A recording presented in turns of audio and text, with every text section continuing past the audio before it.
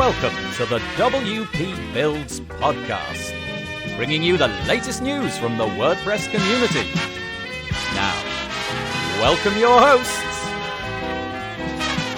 David Wormsley and Nathan Wrigley.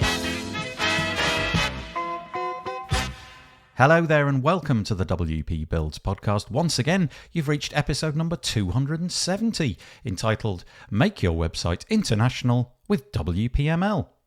It was published on Thursday, the 17th of March 2022. My name's Nathan Wrigley, and just before we begin, a few bits of very short housekeeping. If you like the content that we create, you can find more of it. Go to wpbuilds.com/subscribe and sign up to our newsletter. We will then send you an email each time we create one of the 2 bits of content that we do every week, and anything else that we might create. But we do the podcast episode, that comes out on a Thursday. That's what you're listening to now. But also every Monday, 2 p.m. UK time, we do the WP Builds This Week in WordPress show. That's live, but then I repurpose it and put it out as a podcast episode on Tuesday. But we'd love to have you with us on the live show. Come and join us, and then you will be able to share your comments live on the screen. The other thing to mention is that the podcast really gets a bit of a boost if you go and recommend us or like us on your podcast player of choice. So, for example, if you go to Apple Podcasts and give us a nice review, that really does help, and we'd appreciate that very, very much indeed. The other thing to mention would be wpbuilds.com/deals. It's a deals page, obviously, and it's a bit like Black Friday, but every single day of the week. Head there if you're into WordPress products and you want to find coupon codes.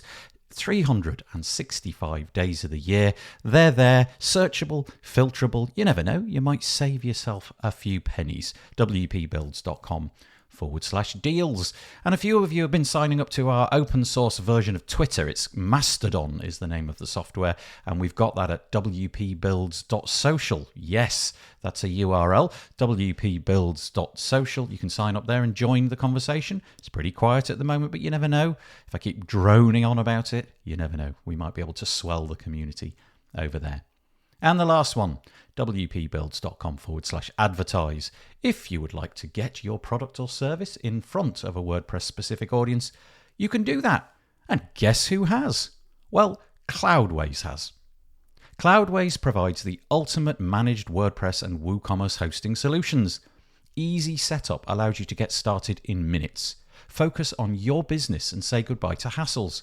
Get started with their free 3-day trial to enjoy unmatched performance, superb uptime, and 24/7 active support. You can find out more at cloudways.com. And we really do appreciate Cloudways for stepping up and supporting the podcast and keeping the lights on. Okay, let's get stuck into the main event, shall we? Today's podcast, I'm talking with Dario from WPML. WPML is a translation plugin. If you've been in the WordPress space for any length of time, then I imagine that you've heard of it. But the idea is that you want to take your site global, and in order to do that, it needs to be available in a whole variety of different languages, and that's what WPML can do for your WordPress website. So I talked to Dario today. We talk about how it works, what can be translated, what are the core features, does it work with ACF and Toolset and other plugins like that, can you get professional translations done, where does it go into your site, does it affect performance, the pricing, the roadmap, the whole lot. We talk about it here. I would say that Dario's audio is a little bit glitchy in places. It's totally listenable, but just a bit of a heads up that there was obviously some gremlin on Dario's side, but it's still a very nice podcast episode. And so, I hope that you enjoy it. Hello there, welcome to the interview section of the podcast today. I am joined by Dario from WPML. How are you doing, Dario? Hello, Nathan. Nice to be here. I'm great. And you? Yeah, really good, thank you. Now, Dario was very generous. He said, you can just introduce me as Dario, but I feel that your full name ought to be said. Would you say your full name, largely because I'm inept and was unable to pronounce it? So what is your actual, real, full name? Sure. So I'm from Croatia, so it's a Slavic, surname. It's Dario Jazbec Hrvatin.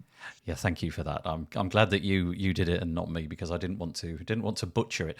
Dario is on the podcast today. He's got many hats, and one of them is the WPML hat. There's also working with Toolset as well, but probably won't stray into that. We're just going to talk about WPML today. WPML, if you have never heard of it, is a plugin which enables you to translate your WordPress website into multiple languages, and we're going to explore that today.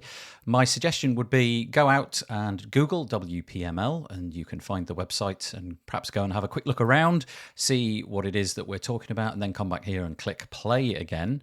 But let's begin with the most basic of questions. How long has WPML been around, Dario? Because it feels like it's one of the older of the translation plugins on the WordPress side. Yes, it's definitely one of the oldest. Not, I wouldn't say the oldest, but I think it's something like 10 years, Yeah, probably. yeah. I don't know exactly, but something like that. Because we started like as a, like a free plugin. So, and then later we added the premium model. Yeah. Okay. So it's been around a very long time, and that to me is always a good measure of something. I mean, it doesn't necessarily always equate to quality, but if you've been around for a very long time doing the same thing for many years, then at least you've got heritage, and you know that it's a profitable company which is going to be here in a few years' time as well. Let's get some different questions though. One of the things that I wanted to ask you is I didn't know, and I don't know if you'll have an answer to this, but I was curious as to whether translating your website, as far as you're aware, might be mandatory. In other words, you have to do it. Obviously, if I'm in the UK, there's a compulsion for me to obey all sorts of guidelines around what the website content should be like in terms of accessibility and what have you. But I don't know that there's a language component. I don't think that if I put a website out and it has to be in English and another and another. But I was wondering if there were some jurisdictions where it was compulsory or mandatory, or if you knew anything around that. That's a very interesting question. So I'm not sure, but from I like off the top of my head, like I do know that some, I think even in Croatia, where I'm originally from, I'm now living in Slovenia. I think that for some like public websites, you definitely need to be in the like local language. So and also for some, I think businesses, So let's say I think it's kind of an interesting question for today's world, because you could have like you could live in, I don't know, some other country which doesn't speak English by default, for example, and you have a startup, okay? You are online, it's everything in the cloud, and you offer some services to the whole world, So naturally, as a developer, as a business person, you start in English, of course, because it's like for the whole world. And I think some jurisdictions do like tell you, so if you're like a property, like a business, that and you have a website, I think you at least need to have some sort of local language version. Yeah. But I don't know where exactly. No, it's interesting because Yeah. it did bring to mind actually a couple of things. First thing is, I'm sure that if you are doing something for the government in this country, let's say, for example, it would be, I don't know, some sort of medical website or, something to do with taxation, and it is literally for the government. I think there would be a compulsion. I think you would have to have, at the bare minimum, English, Welsh, and probably something else on there. But it just brought to mind perhaps somewhere like Canada, where there are two official languages. You've got French and you've got English. My assumption in Canada would be that maybe everything, literally everything, has to be in both languages because the population is speaking those two languages in different parts. So yeah, anyway, it was just a sort of curious aside, really, but we don't need to dwell on that. With the interface of WPML, obviously it's going to be hard to describe it because you're going to be doing it in words as opposed to a screenshot or what have you. I was just wondering what it is that you can translate. So we've got in WordPress, we've got posts and we've got pages, but then there's all sorts of other things which end up on the screen. We've got headers and footers and menus. We might have custom post types with custom fields and all of these kind of things. And I was wondering if all of this was translatable just within the plugin's interface. Yes, and yes. So Nice. like I'm like so my I'm a content manager for us, so I write a lot of documentation. So I'll try to use words as best as possible. Nice. But you did a very good summary of what you can translate. So like because we also like have a lot of experience naturally with working with translation services, and we understand different approaches to translation. I would always separate two things. There is the content, on your site, on your WordPress site. The content is the post, the post body and its title, and of course your regular WordPress pages, and then you can have like custom posts, right? You can have like portfolios or frequently asked questions, whatever it is, but it's still a post in WordPress, right? It's in the database as a post essentially. So that's one thing. That's the content of your site. This is what you write. This is what and then there are different little texts all across your site which come from different places. So one place would be your theme, because you could have like a theme specific for your niche. So maybe you're a restaurant, so there will be something in your theme that mentions menus and like eating menus and like things like like recipes, whatever. So these strings come from your theme and you need to translate them, but they're kind of separate from your content. Separate from your content. So and then you can have menus which you want to translate, and then you can have widgets. All of these things are separate from your main content, from your posts and pages, but you need to translate them. And of course, with WPML, you can translate everything there is on your site. Okay, so you literally can translate all the bits and pieces. So, for example, you can obviously do the content. That would be the main one that everybody would be worried about in terms of, whether that's a page or a post. You can certainly modify that. I can imagine the plugin has absolutely no purpose if you couldn't do at least that bit. But you can also translate strings from custom post types plugins like ACF or Toolset or whatever it might be. And what about things like metadata? Let's think about the media library, for example. We might like to translate the description of an image or something like that. All of that can be handled in the interface, right? Yes, that's a good question, because like images are like specific, because you can of course you can translate like as you said, descriptions and like captions, stuff like this. But we also allow you, we have a little add-on which comes with your account anyway. That allows you to translate images. So let's say you have an image in English, but it has some text on it on the photograph, right? Or something. And then, or maybe it's your user interface that you're showing in English. And then this image needs to be in other language. It needs to be also the photo or the screenshot needs to be in another language. So you can say like, okay, for French, I want to use this image, So also the image itself is basically different for different languages. Yeah, I really hadn't even thought about that. So an example might be, I guess, like a shop or something like that, where you've got an image of a shoe or something and it's 20% off. Well, that 20% off would be obviously different in another language. So you can basically replace an image in the same way that you replace text. You can say swap that image. Is it constrained to images? Can you do things like, I don't know, show a different video instead of the English version of the video? Can I show the French version or the Italian version or whatever it might be? That's a good question. I didn't test that, but so with this kind of to show different videos, you mean in a page? Yeah, so I guess it comes that would just simply come to content, right? You would just swap out Yeah, that's different. So in this case, you would need to.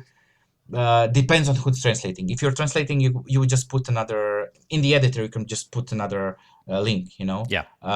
so it's doable. Okay. But yeah. So basically what we're saying is pretty much everything is translatable, from post pages, menus, custom post types, anything you can imagine, it's basically translatable.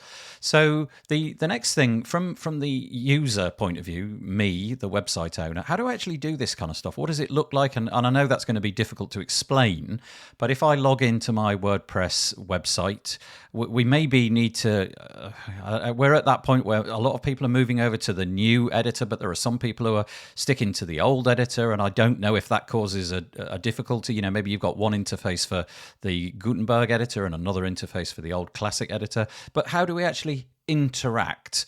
And then of course we got page builders. How does all of this work? Where do we actually go? What buttons are we pressing, and all of that good stuff?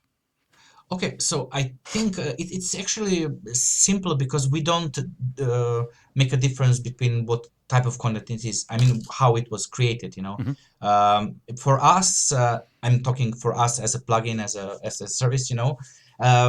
They are all. It's all just texts. Okay, so all we need to do, our developers need to make sure, is that like WPML sees which texts are in your content. So it doesn't matter for us if it's built with Elementor or Gutenberg. It's fine. So all we get out is sentences, strings, these kind of like words. This is what we get, and then our translation editor doesn't care essentially. It's just text for it. So we now have it's called Advanced Translation Editor, which is essentially it's in a cloud, so it's connected directly with WPML, but it doesn't go on inside your site, inside your WPML plugin. It's you're taken to like a cloud service, which is called Advanced Translation Editor, and you have the source on one side and you translate on the other. Okay, so it's just like images, sentences, and it's like a the cat tools. I don't know if you know what cat tool is. It's the tools that professionals use to translate. But this is like a simplified one, so it's really simple to use. Anyone can use it, and it's really clear. So you have a button to automatically translate, for example, and then it just populates your sentences, and you can edit them. For example, or you can add words to your glossary and so on. Okay. So it's very simple. So sorry, did I answer your question? Yeah, I think so. I'm going to drill down a little bit. So in a blog post, that would be fairly straightforward, because you've got the header, the footer, and then you've just basically got some text and a few images thrown in. But the text is easy to edit. Now, do you sort of break it down? So let's say I've written a 10,000 word masterpiece. It's huge and long. Do you treat that 10,000 word masterpiece as one piece of content that you edit in your cloud editor, or is it broken up into, like, I don't know, can you break it up into smaller sections and tackle a bit one day and another bit another day and so on, or is it just one big lump? Okay, so sorry. So in our old editor, which is like, we call it classic editor, bits like post body would be one field, like one text to edit. But now with the Advanced Translation Editor, which is a default one for some time, and it's really easy to use, and it's really more advanced. So all the text is broken down into pieces. Okay, so each sentence is its own string, and you see it in its own line. Okay, so this is great because it allows you to concentrate on each part of your text separately. However, if you use automatic translation, we don't, like, I don't know how to explain it. Automatic translation works best if it has as much context as possible. So, for example, if you send a word or like a phrase to translation to a machine translation, it's kind of harder for the machine to know the context and how to properly translate it.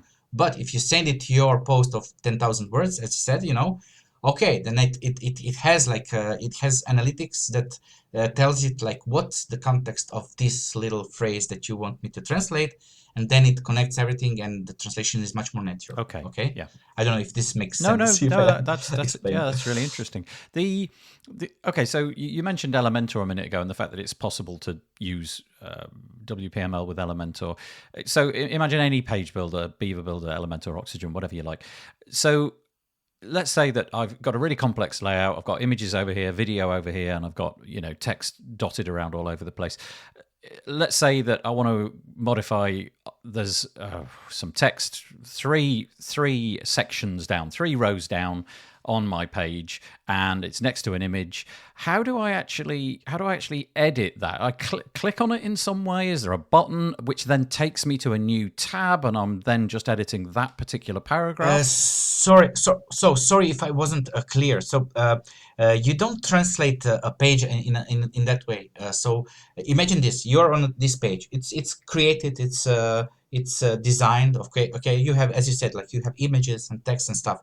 So let's say you want to translate yourself. You click the plus button, and it takes you to this translation editor, which has absolutely no design of your own. It's not like there are no images, there are no shortcodes, there are no anything, just text. Yep. Okay. Yep. So if your page is like 10 images and 1 sentence, you will just see 1 sentence.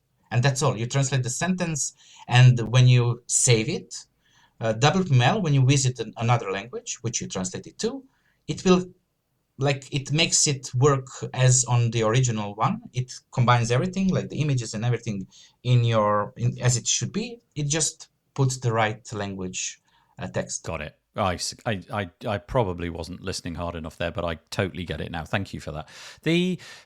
From a technological point of view, how is it substituting one thing for another? So let's say, for example, I'm browsing the website and I'm in English, and there it is, and I'm good. And then I click on the option to see it in French or German or what have you. What is the technology that's going on in the background to pull the English one and substitute it with the translated version? Oh, okay. I don't know this kind of details, as I'm not a developer. So, I think I don't know, honestly. Yeah. I don't want to give a wrong answer. it's okay. But essentially, I think from what I understand, it's like the same page. WPML just changes it's in your database anyway.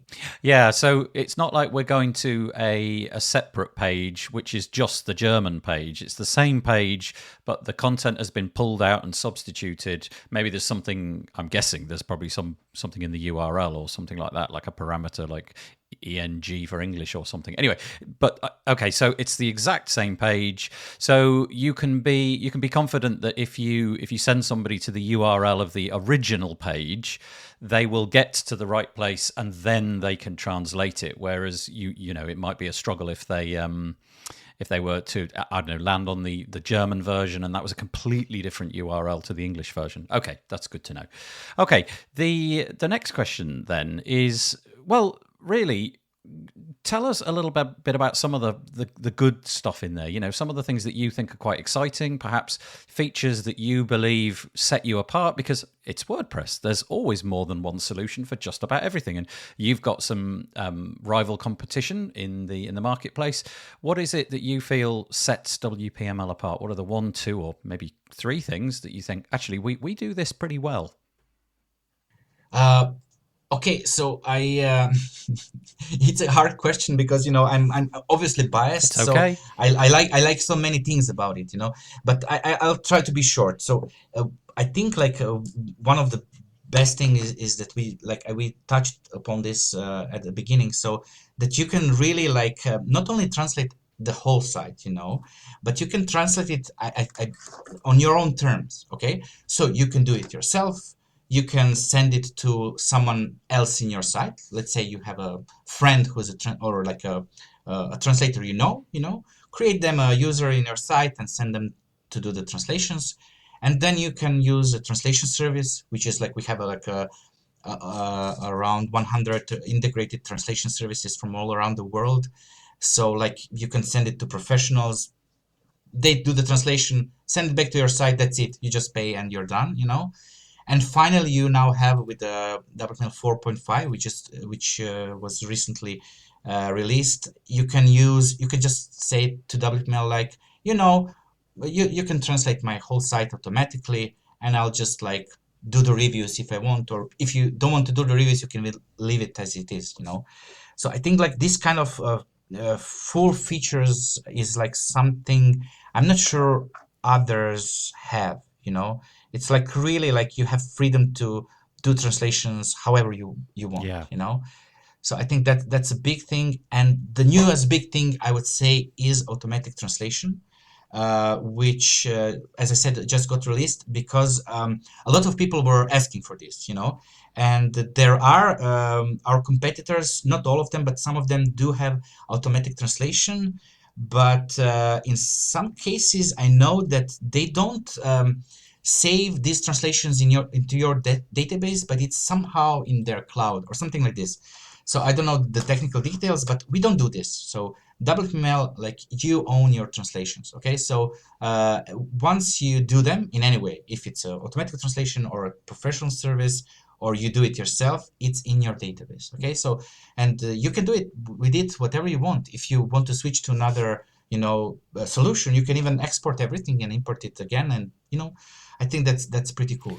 But just one final thing is like, just to say like that automatic translation is becoming really incredible, and it's not like because I don't know if you noticed this, but like I remember a moment when I went to this site which is about art. They share like great photographs and paintings and stuff like this. And I was reading, and it's in French. It's a French site, And I'm reading it on my mobile, and it's like, I really want to read this text. The images are great. I want to know about this artist, And I see that, like, okay, wait. It's like I'm in Chrome, so I can translate it. So I used automatic translation, and it's from French to English, obviously. And it's incredible. It was like it was not just that I understood everything, but everything was like really spot on. Like the translation was incredible. And this was 2 years ago, like that when this happened. So today in WPML you have like, you can choose from Google Translate, you can use a Microsoft Azure, translator, or you can use DeepL. And DeepL is like, I think its algorithms are like top of the industry, and it's incredible what these things do, but they're not perfect, of course, so as I mentioned earlier, sometimes things go out of context. So you could have a button that says something like, I don't know, save or upload, and in different languages you could say this in different ways. It can be like an action, or it can be a noun. So this is where you would like to have someone to look at it, like someone human.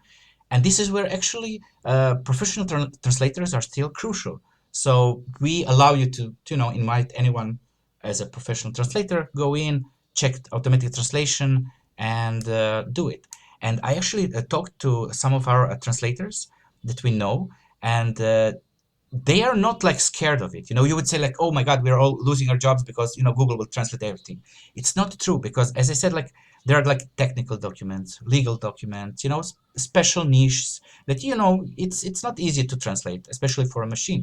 And then they understand that it won't take their jobs away, but, automated translation will allow them to do more stuff quickly, so you just go in, it's translated. Okay, I'm a translator. I will now check it's readable for humans, and it's like culturally and like contextually, it makes sense. Yeah. I think you're right. I'm always astonished by the rate of development of AI around language in particular. I use an AI script to turn this audio, your words, will be put through an AI algorithm, and out it comes on the other side, and it is remarkably clever. And so I would imagine, obviously, the job of going from audio to text is more difficult because there's accents and, mispronunciation or different dialects and what have you. Whereas you've got to imagine that over time, certain phrases and certain translations from one language to another, eventually that job of work will be largely complete because we've pretty much done every possible combination over the years. We've translated all these things to all these other things. So yeah, that's really interesting. But I do like the fact that you've still got in there the option to send this away to an actual human being who can then go and check it and, obviously do the perfect translation. How what's the costing of that? Obviously the costing of a human being, I'm guessing, will be significantly more. But even the sort of Google, and you mentioned DeepL and all of these kind of things. Do you have any insight into what they cost? Let's say for 1,000 words. I don't know if it's measured in that way. Okay, now you got me. Wait, so it's kind of let me think and give you a proper answer. So it's kind of like this is actually like some people complain about this. When you create like a paid, let's say DeepL, this is like translation service. I mean, not translation service, the automatic translation, machine translation service. It's different if you do it like on a personal basis, like you, Nathan, go in and take an account, Yep. and it's different for us who work through their APIs and stuff, Mm-hmm. So that's one thing. And it's kind of related to the amount of words, So the more words you spend, the more you need, the better the pricing it is. Got it. Okay, I don't know if that makes sense. Yeah. Higher volume, But, volume pricing. Yeah. Yeah, so I can tell you, just like we have it on we have like obviously we have a page where we talk about pricing for automatic translation.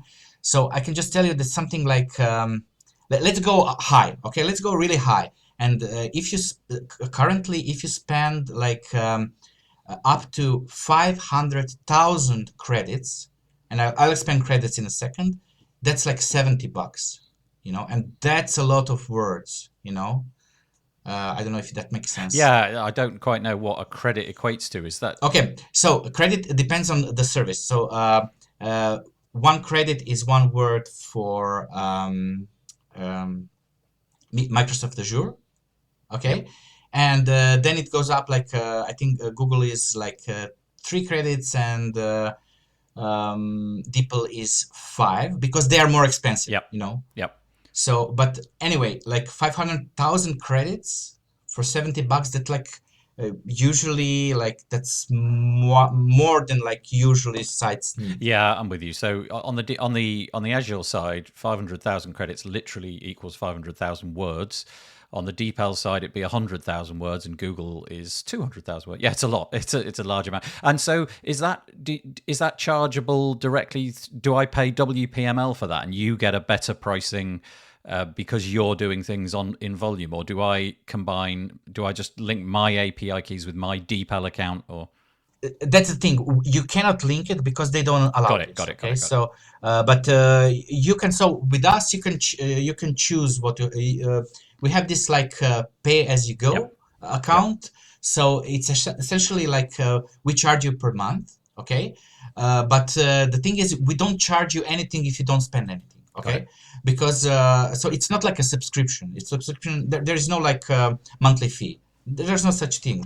So if you translate your site, like let's say this month, you have everything sorted out, and you don't translate for another year, that's it. You paid it, and there's no charge to your account. And then in like half a year, you say, okay, I need to change my pages a bit, and then you translate more, and you just pay for what you just got did. Got it. Okay, well that makes sense.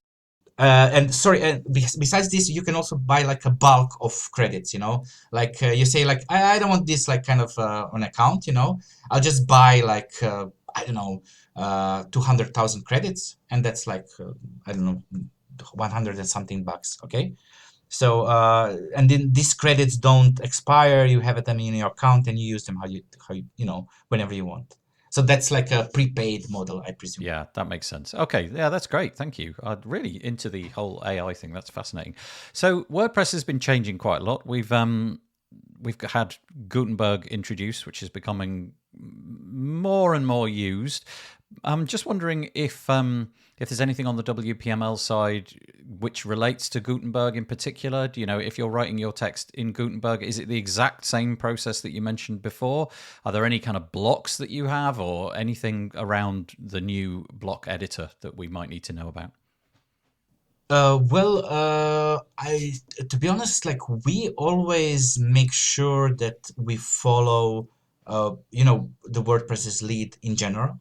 So as soon as it became, known that Gutenberg is coming, we were on top of it. So we pay very much attention to what the folks are doing there. So everything essentially just works. We make sure that it worked from the day one. Like when they released Gutenberg, we released a new version, and it just works with the Gutenberg. It doesn't matter like what you have inside, what blocks you use, like it will work. You can translate it easily, and we do have wait, we have a widget for I think like for the widgets. There's like so you can like there's a WML widget for widgets, and like for the language switcher, if I remember correctly. So not like we don't need like a lot.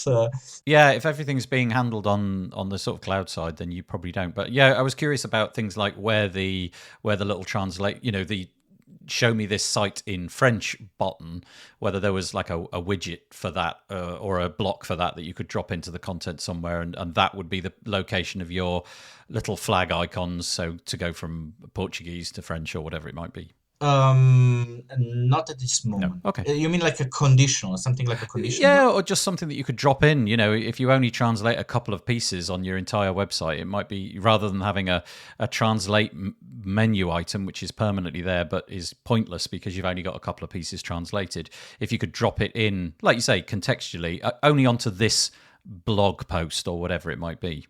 I don't think No. so. Okay, no, that's fine. Yeah. Okay. Okay. Sorry. Can I just like one? I need to make one amend. So I just like open it. So I told you wrongly just about this like what credits are. So told you correctly, but I completely like misfired on the amount. So one credit is one word for Microsoft Azure, and 2 credits are one word for Google, and 3 are for DeepL. So it's not like 1, 3, 5, but 1, 2, 3. Okay, because it's cheaper. That's why I wanted to clarify it, because that's different. Sorry. Okay, no, that's fine. That's fine.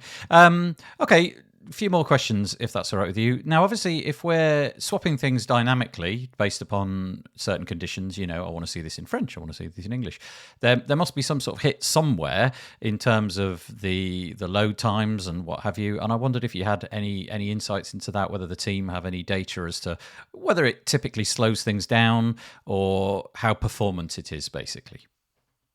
Yeah. So there are 2 things here I would mention. Now that you mentioned all of this, like I actually can better answer your previous question about how it all works. So if you remember, I don't know if you remember QTranslate. It's one of the plugins that used to be popular for translation. So it used to work like this: like you have a post, and then you have translations, and all of these translations are saved inside your the same post. It's just like they were like separated. With WPML, you don't have this. So you have essentially you have a post. You translate it. That translation is another post. Okay, and what WPML needs to do is connect between these two, right? So this is why we have some custom, database tables, where we say like, okay, this English post is translated into this post. So essentially, your translation post is the same. Just as we said before, it uses the correct language, right? It's not English anymore, but maybe it's German or Spanish or Portuguese, whatever. So, but it's compiled in the same way. So if it's like created by a page builder, it's just it's built through their modules and widgets or whatever, so it's the same. So the loading time does not wait for WPML to insert anything, it's essentially the same page, just with different language. I mean, the same design with different content language wise.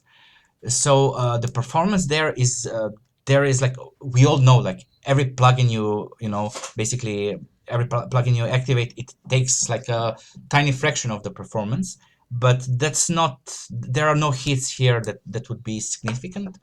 The other part of this is like translations coming from the MO files that usually come with like plugins and themes. So we used to, like a few years ago, we used to have a problem with this because of the way we were loading them and storing them.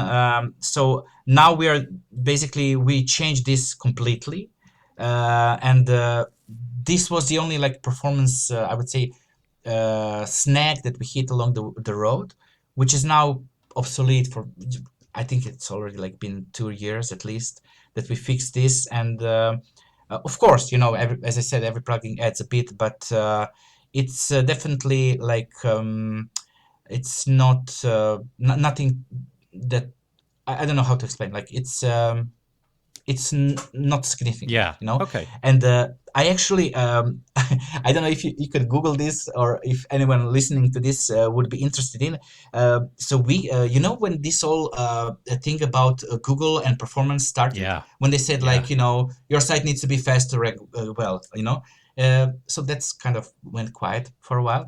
But when all of this started, we were very interested in the topic, and we still are, because essentially we do think that sites should be fast, and they should be responsive.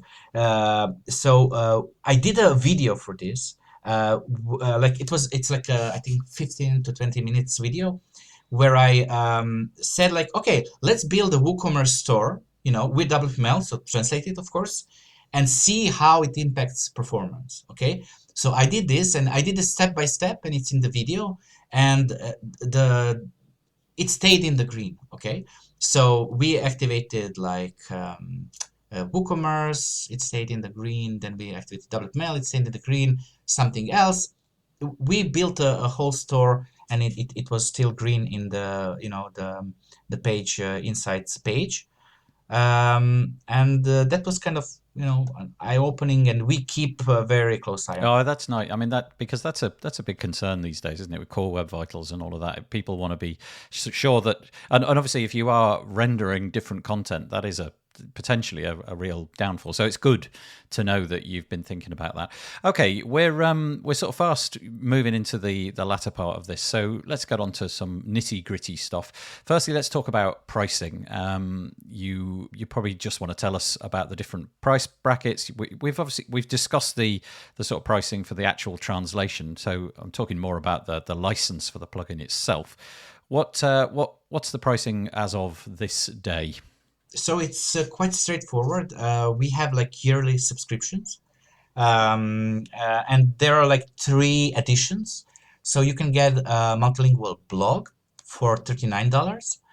You can get a multilingual CMS. That's like the regular, most popular, account type for $99. And if you're like an agency that builds, like multiple sites for multiple clients, we have an account for you, which is $199 per year. So this is yearly. And do you want me to quickly just tell you the differences? Yeah, please. Okay, so the 99, the most regular one, like multilingual CMS, which most people get, is like, it gets you like, you can use it on 3 sites, so 3 different sites, but you also get like, you need to register WPML, obviously, but you get like development registration keys as well, so you don't need to worry about like using your key on a development site. You get additional ones, and you can just use that for development, and then when you go to production, you just use your one of 3 quick keys. And multilingual agency, obviously, if you're an agency, you can just like have as many sites as you want. Okay. Right, so the $99 one gets you 3 sites. The multi-agency one at $199, you can put that on as many as you like. I get it. And for these two, you get all of the features. So all of our add-on plugins, everything is included. Okay, and this is what differentiates it from the multilingual blog, which is meant as the name says, blog. It's meant for like simpler sites. So in this case, you do the translation yourself. So there is no like managing of translation and sending it to others or automatic translation. And so basically it's just like you translating your posts and pages. That's what it comes down to. Okay, so I think this is like important. So because we were talking about automatic translation, so before we published like released this like big 4.5 release of WPML, which introduced the whole automated translation to our clients, we had a research, and we went to see like of our clients, and we have like more than 1 million installs. We checked their sites.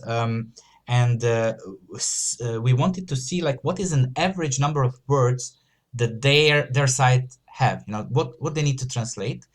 And we extrapolated like a kind of a free credits for them. So when you buy, for example, CMS for $99, you get 90,000 free credits with that. So this actually our research shows that this should cover something like 80% of our client sites, that would just like mostly translate the whole site, So besides getting the plugin, you get this like 90,000 free credits, and you can also automatically translate. Got it. Yeah. So in the $99 deal, you get 90,000 free credits, and in the $199 deal, the agency one, you get 180,000, so double the amount. Got it. Okay, that's great. Okay, yeah. So last couple of questions then. First one is around the roadmap and the future. Have you got any insights into that? Is there anything that's being developed currently that you're excited about that you can talk about? Okay, so this was a huge release, and we do like I don't know if you know this, but we do like staged rollout. So this means that we don't like just like push the button and everyone gets this version and they can update, but we start with like 1% of the clients and then 10% and so on, because as we have so many clients, we automatically we do like we check that nothing gets broken on the way, So any red flags, we would just stop it and fix it and go on. There were absolutely no red flags. Everything looks fine so far. So we are slowly rolling it out to everyone. Not yet. We are, I think, on 10% now. Okay. So we are still kind of in this release cycle. Okay. And the next plan is to basically, we are gathering as we go. We are like talking to our clients, who switch to things like automated translation, if there is anything that is bothering them, or they found something, or they often have great, requests like, okay, I really like this, but it would be even better if you added, this and this and this. So we are listening to this now, and this will be the basis of the next, I would say, bigger release. But for 6, which is planned, I think, I don't know. I cannot say this. I'm not. I don't lead. I don't lead I don't lead the development team, so I cannot say this. But the plan is to work on this, polish out any performance things, usability issues that clients raise, like to really polish, everything that we can. And then again, another cycle will be more related to features. Okay, thank you. And the very last question I've got for you is, many people will know this, the sort of future of the plugin, because in a future release of WordPress, and we obviously can't put our finger on exactly when that will be, but at some point in the next few years, the capability to do the translations natively within WordPress has been tabled, so it's going to come at some point. And I was just wondering if you had any thoughts on that. We had the same sort of debate around WordPress and page builders when Gutenberg came around, and there was lots of people saying, well, it looks like the time for page builders is up. At the moment, it seems like the page builder industry is thriving in just the same way that it has, and Gutenberg really didn't seem to take too much of a chunk out of that at this point. And so wondering if you've got the same thoughts. Will will you be leeching away your clients to people using a core feature, or do you still believe that you've got a possibility of surviving long into the future, even with translations handled natively? Well, that's a natural question to ask, and we've been on this topic, since it was announced. And as you said, like there's very little information. Even the developers that work in core, that contribute to core, they don't know exactly at all what the plan is. Okay, so and all the features that I previously said that we have, it's kind of hard to imagine this being developed anytime soon. Okay, so I think it will, as you said, it will be very similar to page builders. I'm sure there will be some people. Let's say, okay, let's say something simple happens. They allow you to translate manually your posts and pages for starters. I'm sure there will be a few people that this is perfectly fine for, and they will go for it. But I think it can happen. I mean, it definitely can happen if you give, like, let's say, I don't know, you take some $1 million and you form a team, or maybe pay some startup to do it for you. You could do this. It's possible, but still, like, even all of these today's top translation plugins, it took them time to come here. And it takes a lot of understanding of the translation business, I think, itself. So I don't know. I'm not too worried for us at this moment. Because it will take time, and if we take Gutenberg as an example, I like Gutenberg. I really like now doing posts in it, but and our toolset plugins, they work very nicely with Gutenberg. I don't know if you use them, but the full site editing, even the one that's planned to come like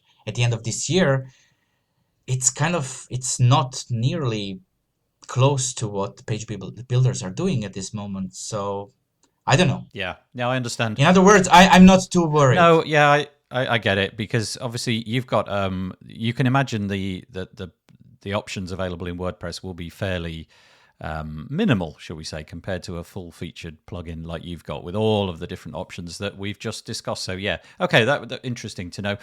Dario, I think we've come to the end of our time. I appreciate you spending time with us today talking about WPML. In terms of being able to reach you, or a Twitter handle, an email, or maybe just a URL, what's the best place to contact you if people wish to? Okay, you can find me, I think, on LinkedIn. Is this okay? Yeah. If you search for my name there, you'll find me, and I have it like notified. I'll be notified immediately, and I'll be happy to answer any questions, or like just drop me a line, and I'll be happy to talk. So you'll obviously be able to copy and paste Dario's name from the show notes. So Dario, really appreciate you coming on the podcast today. Thank you very much indeed. Thanks a lot, Nathan. It was great to be here with you. Well, I hope that you enjoyed that. Lovely having Dario on the podcast today to talk all about internationalization of your website with the WPML plugin. You can find that episode. It's number 270 on the WP Builds website, wpbuilds.com. Don't forget, we'll be back next Thursday, because every 2 weeks we swap between a chat with David Wormsley and I and an interview. Well, this was an interview, so next week we will have a chat with David Wormsley and I in our WordPress Business Bootcamp series. We're on to Series 2 now. But join us for that. If you don't manage to do that, then maybe join us live, 2 p.m. UK time, wpbuilds.com/live, for our This Week in WordPress show. The WP Builds podcast was brought to you today by Cloudways. Cloudways provides the ultimate managed WordPress and WooCommerce hosting solutions. Easy setup allows you to get started in minutes. Focus on your business and say goodbye to hassles. Get started with their free 3-day trial to enjoy unmatched performance, superb uptime, and 24/7 active support. Find out more at cloudways.com. And we do appreciate Cloudways for helping us to put on the podcast. Okay, we're done for this week. I hope that you stay safe and have a good week. I'm going to fade in some cheesy music and say bye-bye for now.